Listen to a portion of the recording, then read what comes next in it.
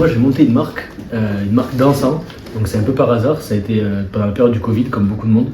Et en fait ça a été d'un constat qu'en fait il n'y avait pas d'encens. L'encens ça a toujours eu ce côté un peu mystique, un peu sombre. Et en fait il n'y a aucune législation sur l'encens, sur la composition. Donc ça veut dire qu'en fait tous les encens qu'on trouve dans le commerce, c'est vraiment...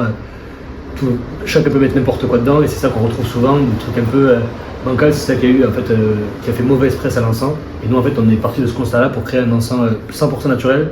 Et en fait, ce côté artisanal qui manquait en fait dans nos études de commerce, nos grandes écoles et tout ça, on l'a retrouvé là. En fait, on a allié un peu les deux, l'artisanat et le fait de créer un produit qui n'existait pas et le rendre un peu, le remettre au goût du jour. Et donc c'est de là qu'elle est partie.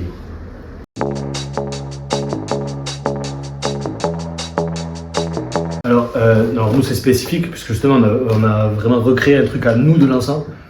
Donc en fait on travaille avec des produits 100% naturels. Donc en fait c'est pas l'encens comme on l'imagine, c'est souvent avec une petite tige en bambou et avec une préparation autour. C'est ça en fait quand les gens imaginent, c'est ça.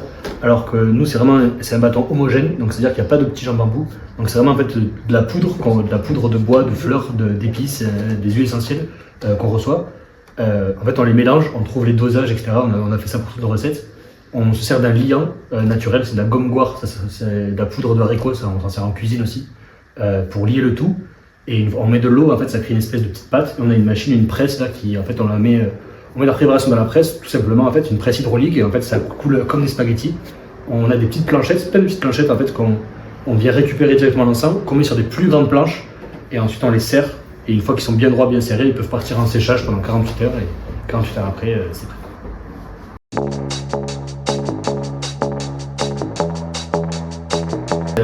C'est une bonne question parce que justement en fait nos encens ils ont des vertus. En fait on s'est efforcé en fait dès le départ d'apporter en fait on sait que la cible de l'encens était sensible à ça, donc on a fait attention à prendre des ingrédients qui avaient des vertus connues. Donc, par exemple il y a une recette le coffret rose qui s'appelle Bubble Shell.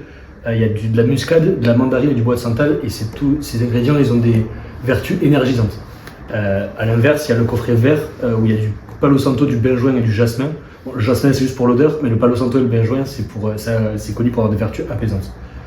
Ensuite les dangers de l'encens quand on va dire aux gens, il y a plein de gens qui vont dire que l'encens c'est nocif. Parce que justement en fait il y a plein d'encens qui sont pas naturels.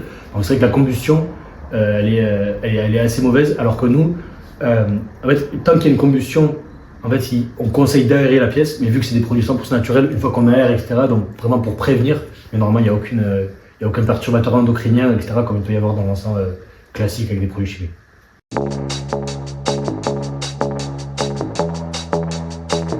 Alors oui, on va à l'international, surtout seulement pour les professionnels.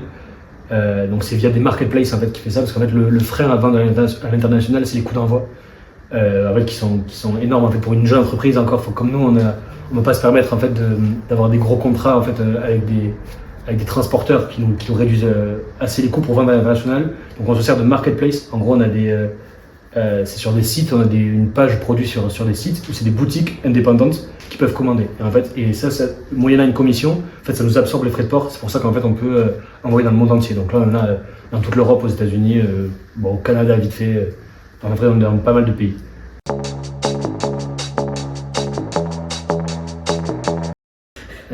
En vrai, c'est le moteur, c'est vraiment en fait d'avoir sa propre entreprise. C'est vraiment de travailler pour soi. Et c'est en fait ce côté, en fait, l'ensemble de base, moi, j'étais pas du tout là-dedans, mais c'est vraiment en fait la création et la création. En fait, c'est comme de la cuisine, c'est un peu comme de la cuisine olfactive. C'est vraiment la même chose. Donc c'est vraiment la création en fait des recettes, de trouver les bons dosages et ensuite de voir que ça plaît, que ça part. Tout le processus, il est kiffant, quoi.